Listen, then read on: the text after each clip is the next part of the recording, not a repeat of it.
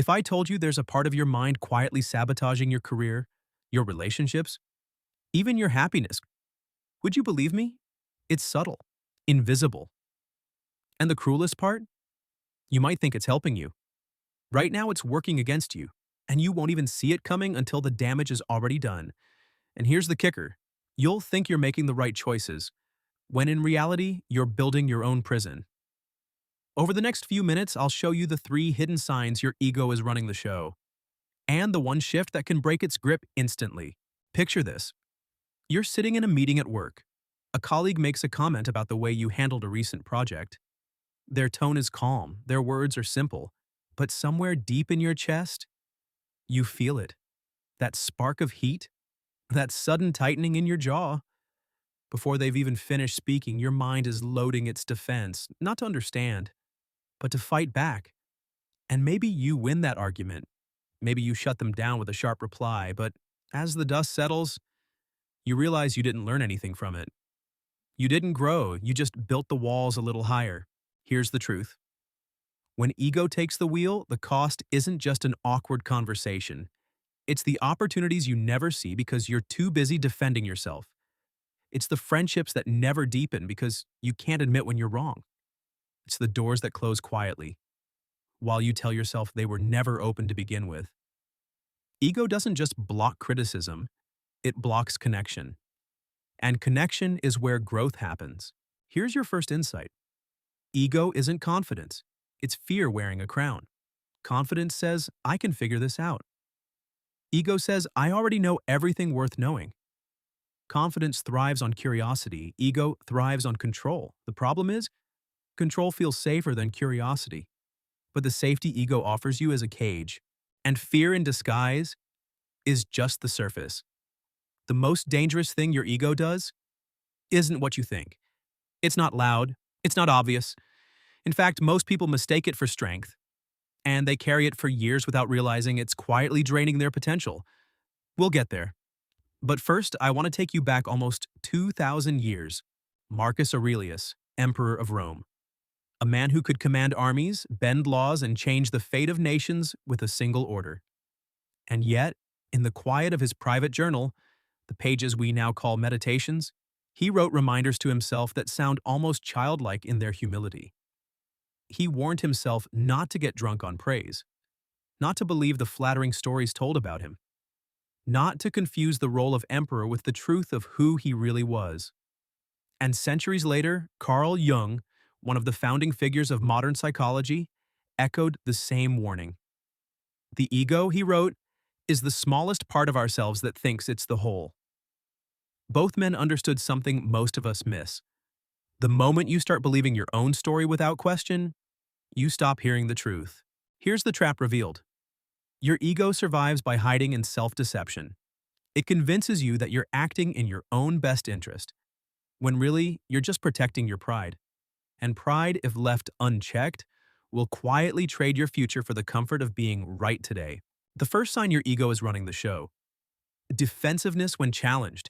If every disagreement feels like a personal attack, that's ego, not confidence. Think back to the last time someone gave you feedback. Did you lean in and ask why, or were you already halfway through preparing your counterattack before they'd even finished? True confidence doesn't flinch at feedback. It uses it. The second sign your ego is in control, an inability to admit mistakes. And I don't just mean publicly. I mean in those moments when you're alone, thinking about the day, and there's that uncomfortable realization that you got something wrong, but you still can't fully accept it. It's the quiet, no, I was right, you whisper to yourself, even when the evidence is stacked against you. This is how ego tricks you into staying the same. Because every mistake you refuse to own becomes a lesson you'll never learn. The third sign, you care more about winning than learning. Maybe you've been in a debate, and halfway through you realize you might actually be wrong. But instead of exploring that, you double down, you argue harder, you bend facts to keep the upper hand. You win, but you lose the truth. Over time, this habit teaches your brain that preserving pride is more valuable than pursuing understanding. And slowly, without you noticing, you stop growing altogether. Here's why these 3 signs are so dangerous. They feed each other. Defensiveness stops you hearing feedback. Refusing to admit mistakes keeps you from correcting course. Choosing victory over learning means you repeat the same patterns endlessly. And the longer you live like this, the smaller your world becomes. Opportunities pass by without you even noticing. Relationships weaken because no one wants to fight your walls forever. It's not just that you stay the same, it's that you slowly become less than you were. But here's the twist. There is one shift that can cut through the ego instantly. It's not therapy, it's not meditation, and it's not pretending to be humble while secretly waiting for your turn to speak.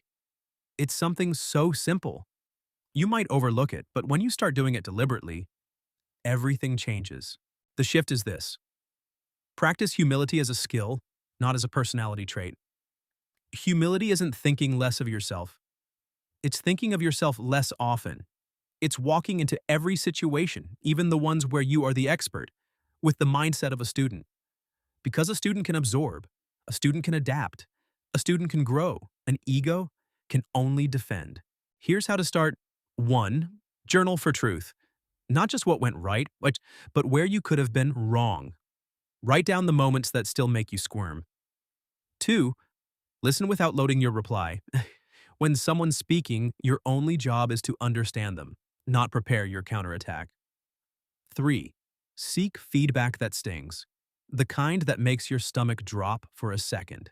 That's the feedback with the most potential to change you. Do these regularly, and you'll start teaching your mind that your worth isn't in being right. It's in being real. Without ego running the show, you don't lose yourself. You meet yourself, maybe for the first time.